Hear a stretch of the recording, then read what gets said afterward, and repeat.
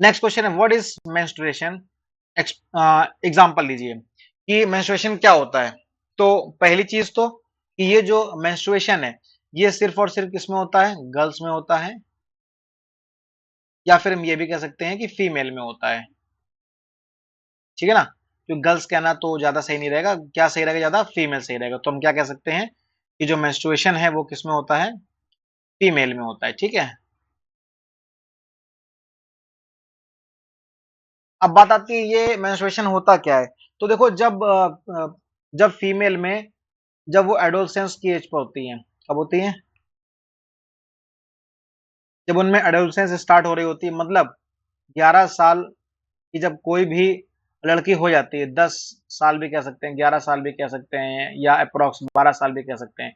कभी कभी किसी लड़की में 10 साल में पीरियड्स आने लगते हैं, मेंस्ट्रुएशन स्टार्ट हो जाता है, किसी किसी में 11 साल होता है। तो ऑन एन एवरेज हम जो है 10 to 12 ही मानते हैं। ठीक है, तो ये होता क्या है कि फीमेल में क्या होता है कि ओवम का फॉर्मेशन होता है। क्या होता है, ओवम का फॉर्मेशन होता है। ओवम क्या होता है, ओवम होता है फीमेल गैमेट, फीमेल गैमेट होता है। ठीक है, क्योंकि इनमें होता है फीमेल रिप्रोडक्टिव ऑर्गन, फीमेल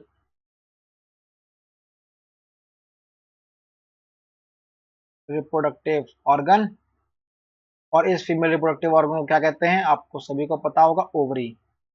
ठीक, इस ओवरी में क्या बनते हैं, ओवम बनते हैं। ओवम को क्या कहते हैं, फीमेल गैमेट कहते हैं।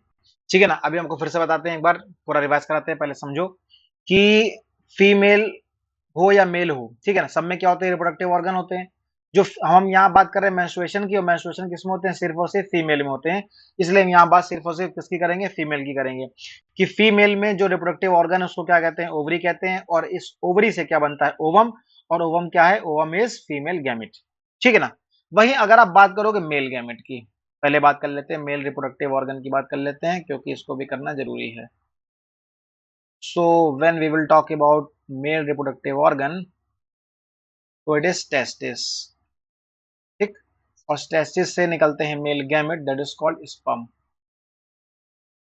तो स्पर्म क्या है, स्पर्म है मेल गैमेट, क्या है, मेल गैमेट है। ठीक है ना, अब इसको ऐसे समझते हैं, जब सेक्सुअल इंटरकोर्स के टाइम पर ये स्पर्म फीमेल बॉडी के अंदर जाकर के फीमेल गैमेट से क्या करते हैं, फ्यूज करते हैं। मतलब कि व्हेन स्पर्म,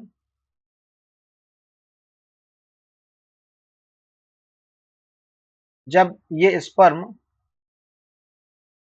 फीमेल बॉडी के अंदर जाकर के ओवम से फ्यूज करते हैं, तो स्पर्म प्लस ओवम, स्पर्म क्या करते हैं, ओवम से फ्यूज करते हैं, तो क्या बनाते हैं, जाइगोट बनाते हैं। क्या बनाते हैं, जाइगोट। ठीक है, और इस प्रोसेस को क्या कहते हैं, इस प्रोसेस को कहते हैं फर्टिलाइजेशन। इस प्रोसेस को क्या कहते हैं, फर्टिलाइजेशन कहते हैं। स्पर्म क्या है, स्पर्म है मेल गैमेट, कहां से आता है, टेस्टिस से आता है। टेस्टिस क्या है, testis mail reproductive organ. Ovum क्या है, ovum is a female gamete, और ये ओवम आता कहां से, ओवरी से आता है, और ओवरी क्या है, फीमेल रिप्रोडक्टिव ऑर्गन है। क्लियर है इतना। चलो, अब स्पर्म और ओवम के मिलने से क्या होता है, जब स्पर्म और ओवम आपस में फ्यूज करते हैं तो जाइगोट बनता है, और इस प्रोसेस को क्या कहते हैं, फर्टिलाइजेशन कहते हैं। जाइगोट से नए बेबी का फॉर्मेशन होता है, नए बेबी का निर्माण होता है, नए बेबी का डेवलपमेंट होता है। ठीक है, तो जाइगोट से क्या बनता है, नया बेबी बनता है। तो ये तो प्रोसेस हो गई। ये बेबी कब बनता है, जब जाइगोट बनता है, और जाइगोट कब बनता है, जब ओवम से कौन फ्यूज करता है, स्पर्म। लेकिन स्पर्म ओवम से हमेशा तो फ्यूज करेगा नहीं, एक प्रॉपर एक इसका पर्टिकुलर टाइम है। ठीक है ना, तो जब फीमेल बॉडी के अंदर ओवर स्पर्म करता है तब ये सारी प्रोसेस होती है।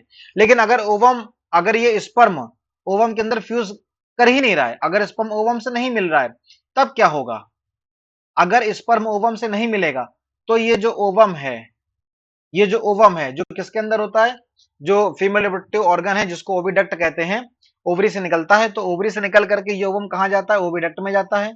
कहां जाएगा, ओविडक्ट। अब हम बात कर रहे हैं फीमेल रिप्रोडक्टिव ऑर्गन की। ठीक है ना, ओवम कहां जाएगा, ओविडक्ट में जाएगा, और ओविडक्ट से कहां आ जाएगा, यूट्रस में आ जाएगा, फीमेल के गर्भाशय में आ जाएगा। कब, जब ये फर्टिलाइजेशन नहीं होगा। तो आप यहां पे लिख भी सकते हैं, when sperm do not enter into female body, जब स्पर्म फीमेल बॉडी के अंदर नहीं जाएगा, when sperm do not enter into the female body, तब ओवम क्या करेगा, ओवम चला जाएगा ओविडक्ट में, ओविडक्ट से चला जाएगा यूट्रस में, ठीक है ना। और यूट्रस में क्या होता है, यूट्रस में बहुत सारी एक तो वहां पर हार्मोन्स का लेवल बढ़ जाता है, ऊपर से जो यूट्रस की वॉल होती है, वो यूट्रस की वॉल जो है अब क्या करती है, अपने आप को डेवलप कर रही होती है। क्यों?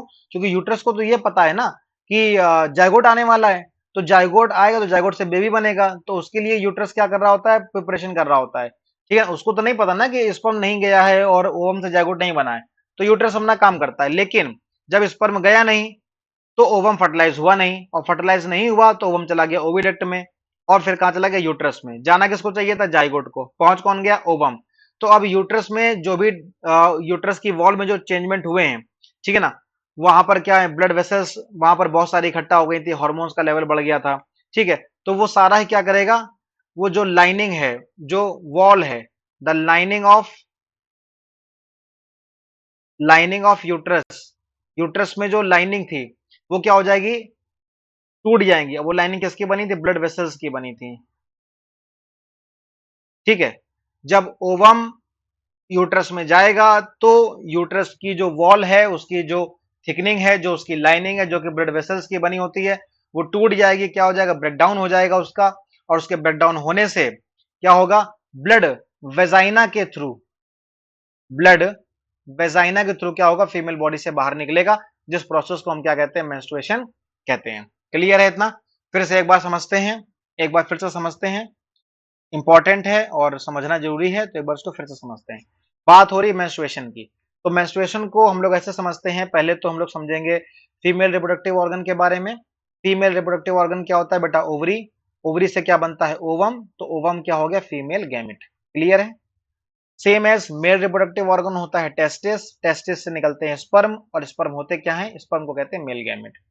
स्पर्म और ओवम के फ्यूज करने से, मिलने से जाइगोट बनता है, जिस जाइगोट से नए बेबी का डेवलपमेंट होता है।